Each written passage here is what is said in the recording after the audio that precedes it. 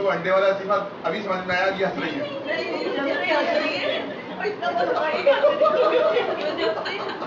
کیا وضاحت کی؟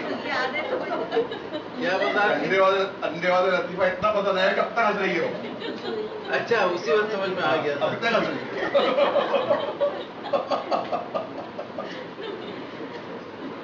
ویسے آپ لوگوں کے بارے میں بھی ایک ہے.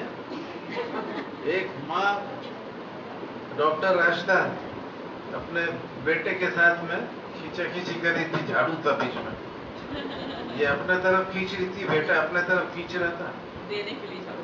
تو جھاڑو دینے کے لیے. تو شور مچ رہا تھا تو بہو آئی پوچھی کہ اتنا شور کا کم مچ رہا ہے. تو بیٹا بولا کہ میں چاہ رہا ہوں کہ میں جھاڑو دوں, اور ماں بول رہی کہ میں جھاڑو دوں. تو بہو نے بولا اس میں لڑائی کرنے کا کیا بات ہے, ایک دن آپ دے دیں ایک دن یہ دے دیں.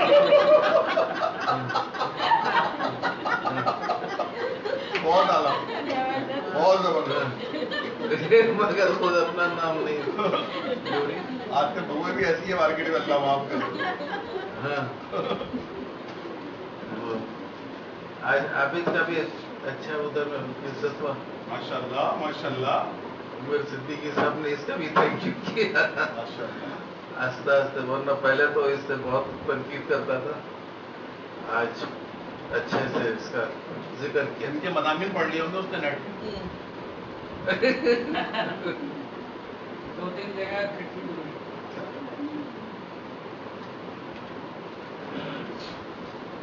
تو کوئی مضمون سناؤ, کیا سناؤ؟ لطیفے سنائیں.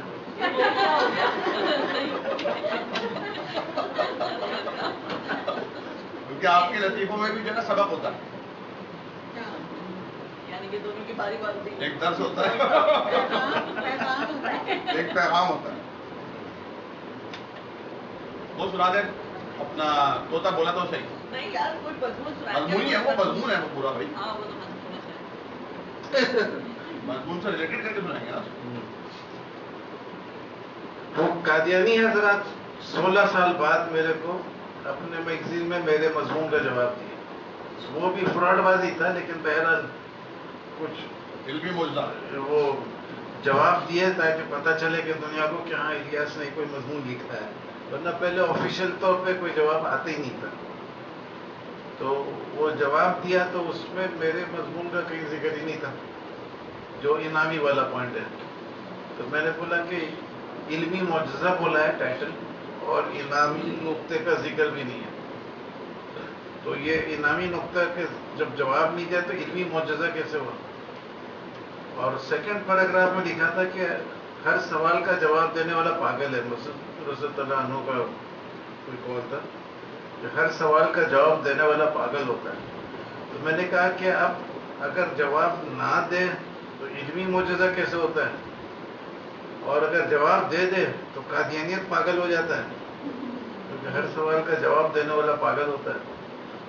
تو اس کے بعد پھر میں نے بولا تھا بہرحال خوشی کی بات ہے کہ کم از کم جواب دیا, کیونکہ ایک دکاندار تھا, وہ ایک طوطا پالا تھا, اور اس طوطے کو دکان میں رکھا تھا. تو خریدار لوگ آتے تھے, اس سے سامان خریدتے تھے. تو اس کے بعد پھر وہ زیادہ دیر کھڑے رہتے دکان میں, گپ شپ کرتے تھے. تو کوئی ذہن میں آ کے کچھ اور سامان بھی خرید لیتے تھے, تو اس کا دکانداری بھی کچھ بہتر چل جاتا تھا.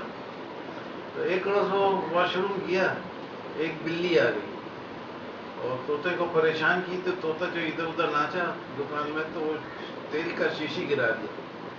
وہ شیشی ٹوٹ گیا, تیل ضائع ہو گیا. تو دکاندار کا غصہ آیا, تو لوہے کا ایک چمٹا تھا, اس سے طوطے کے سر پر مارا. طوطا گنجا ہو گیا اور بات کرنا چھوڑ دیا. تو بات کرنا چھوڑ دیا تو خریدار لوگ بھی آتے تھے, بات نہیں کرتا تھا, تو خریدار بھی جلدی چلے جاتے تھے, وہ مال بکنا بھی کم ہو گیا. تو کافی دنوں بعد ایک گنجا آیا کچھ سامان خریدنا. وہ گنجا کچھ سامان خرید رہا تھا. تو طوطا اس کے طرف مخاطب ہو کے پوچھتا ہے, تم نے کس کی شیشی توڑی, کہ تم کو کون مارا, تم گنجے ہو کے میرے جیسا. تو دکاندار بولا, طوطا بولا تو صحیح. تو میں نے قادیانی کو بولا کہ تم نے بولا تو صحیح, بھلے الٹا سیدھا جیسا بھی بولا, لیکن طوطا بولا تو صحیح. تو اور اللہ کا فضل ہے، یہ لوگ جس قسم کا بھی اعتراض لاتے تھے سب اللہ تعالیٰ اچھا اچھا جواب دے دیتا تھا. ایک سائرہ نرگس نے وہ بولی کہ عیسیٰ علیہ السلام بنی اسرائیل کی طرف بھیجے گئے تھے اور تسلیس کا پودا جو پولس نے بویا تھا وہ عیسیٰ علیہ السلام کے فوت ہونے کے بعد پودا بنا. بیج بویا تھا، پودا بنا فوت ہونے کے بعد. اور بنی اسرائیل میں سے ایک آدمی بھی عیسیٰ علیہ السلام کی زندگی تک نہیں بنا تھا، یعنی تسلیس نہیں کیا تھا. تو بائبل میں ایک آیت میرے کو اس زمانے میں مل گیا کہ عیسیٰ علیہ السلام کے یعنی یہودی تھے، یہودی میں نے بنی اسرائیل، تو وہ 2-3 کا نام لیا. پولس بولا یہ 2-3 یہودی ہیں جو میرے ساتھ ہیں، وہ بھی تسلیس کے اس میں آ گئے. تو وہ سائرہ نرگس کا پوائنٹ بھی ختم ہو گیا. تو اس قسم سے وہ جتنا بھی التو فالتو نقطہ لاتے تھے، حالانکہ اس سے کوئی لنک نہیں تھا اس بنی اسرائیل سے، سیدھا سادہ ہے کہ زندگی میں نہیں ہوا اور بنی اسرائیل کا کوئی شرط نہیں تھا. تو اس کے ساتھ پھر وہ سنایا تھا آپ لوگوں کے بائبل پہ ہاتھ رکھ کر حلف اٹھانے کے بعد کیا سچ بولنا ضروری ہے؟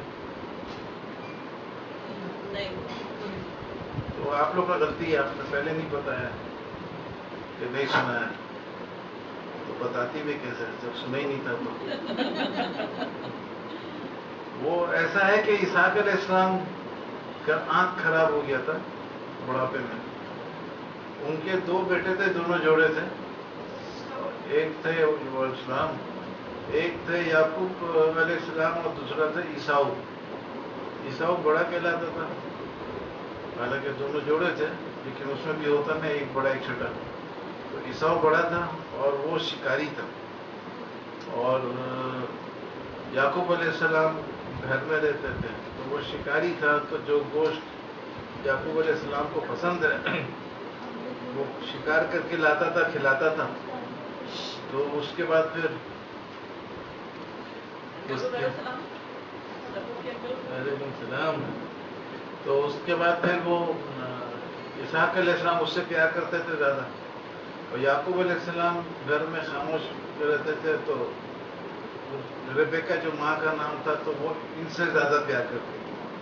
تو اسحاق علیہ السلام بڑھاپے میں بولے عیساؤ علیہ السلام عیساؤ کو بلائے اور بولے میرا موت کا وقت قریب آ گیا، تم جاؤ شکار کر کے کوئی اچھا گوشت لو، اچھے سے پکاؤ جیسا میرے کو پسند ہے، میں کھا کے تمہیں ثواب دوں گا، تمہارے حق میں دعا کروں گا تو برکتیں تم کو ملیں گی.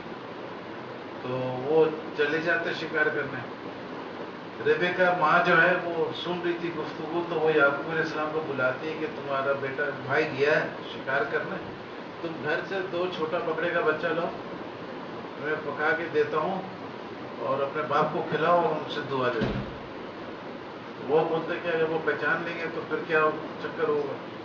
بولے کوئی چکر نہیں ہوگا، تم جاؤ. بولا میرے ادھر تو بال ہے، اگر میرے کندھے پہ ہاتھ رکھیں گے تو بال نظر آئے گا. تو بولے نہیں تم جاؤ، میں سب انتظام کر دوں گا. تو وہ بکرا لا کے دیتے اور یہ اس کا کپڑا بھی پہنا دیتی ہیں عیساؤ کا، اور وہ بکرے کا کھال رکھ دیتی ہیں تو تاکہ ادھر میں بال نظر آئے. ان کا بال نہیں تھا، عیساؤ کا بال تھا، تو بکرے کا کھال رکھ دیتی تاکہ وہ ہاتھ رکھیں گے تو بال آ جائے گا ہاتھ میں. تو یہ کھانا پک جاتا ہے اور لے کے باپ کے پاس جاتے ہیں کہ ابا آئیے کھانا کھائیے اور دعا دیجیے. تو وہ بولتے ہیں کہ تم تو شکار کرنے گئے تھے، اتنا جلدی کیسے آ گئے؟ تو وہ پہلا جھوٹ بولتے ہیں کہ آپ کے خدا نے میری مدد کی. تو یہ پہلا جھوٹ ہوا. تو اس کے بعد پھر وہ بولتے ہیں کہ تمہارا آواز تو یعقوب جیسا ہے، کیا تم میرے بڑے بیٹے عیساؤ ہو؟ ہاں ابا میں آپ کا بڑا بیٹا عیساؤ ہوں. تو بولتے اچھا لاؤ کھانا کھاتے ہیں. پھر قریب بلاتے ہیں، کندھے پہ ہاتھ رکھتے ہیں، بولتے تمہارا ہاتھ تو عیساؤ کے جیسا ہے، چکنا ہے، لیکن تمہارا جو نہیں بال والا ہے، اور لیکن تمہارا آواز جو ہے وہ याकूब के जैसा है। तो क्या वाकई तुम ईसाऊ हो? तो बोलते हैं हाँ आपका बड़ा बेटा ईसाऊ हूँ। तो इस तरीके से वो दुआ ले लेते हैं। अब वो दुआ लेने के बाद में फिर वैसे ही ईसाऊ वापस आता शिकार करके और पका के फिर गोश्त लाता है बाप के पास कि आप ये खाइए और सौंप दीजिए। तो ईसाक अलैहिस्सलाम कांपना शुरू करते, बोलते पहले कौन था जो आके ले गया? बोलते उसको तो मैंने सब कुछ दे दिया, अब तो तुम्हारे लिए कुछ भी नहीं बचा मेरे पास। तो वो बहुत चीख पुकार करता है, बोला कुछ तो दे दो। बोला कुछ बचा ही नहीं है। तो वो चले जाते हैं और बोलते उसका नाम भी जेकब था। जेकब के मतलब चीट भी होता है, ऐसा कुछ होता है, ये सब बाइबल में लिखा है। तो बात यह है कि वो चोरी में पकड़ा गए और बहुत कम वक्त में पकड़ा गया, 1-8 घंटे में ही पकड़ा गया होंगे। तो उसके बावजूद यानी बेबस थे ईसाक अलैहिस्सलाम कि चोर घर में मौजूद, चोरी पकड़ा गया, सबूत के साथ हो गया सारा, कोई शहादत का जरूरत नहीं क्योंकि वो तो खुद ही पूरे थे, जज भी खुद थे और फरीक भी खुद था, सब कुछ उनके ही मामला था, कोई दूसरा तीसरा मामला आदमी का तो मामला नहीं था। तो इसके बावजूद कोई एक्शन नहीं ले सके कि जो हो गया सो हो गया। तो जब इस किताब में इतना बड़ा झूठ है और इतने बड़े झूठ पकड़वा जाने के बावजूद कोई एक्शन नहीं लिया, तो इसमें एक किस्म का तरगीब है झूठ बोलने का। तो झूठ बोल जाओ, कामयाब हो जाओगे तो कामयाब हो गए। तो जब इस किस्म का तरगीब इस किताब में है तो उसी किताब पर हाथ रखकर हलफ लेगा कि सच बोलेगा, तो उसको ज़रूरत क्या है सच बोलने का?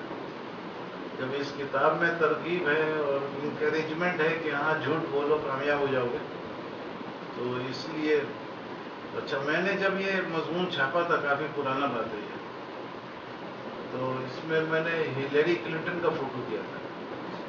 हिलरी क्लिंटन नहीं, बिल क्लिंटन। हिलरी क्लिंटन अपने हाथ में बाइबल पकड़ के थी और बिल क्लिंटन उसके ऊपर हाथ रख के हलफ उठा रहा था। तो मैंने तो ऐसे ही दे दिया था चिढ़ाने के लिए कि देखो सच बोलना ज़रूरी है।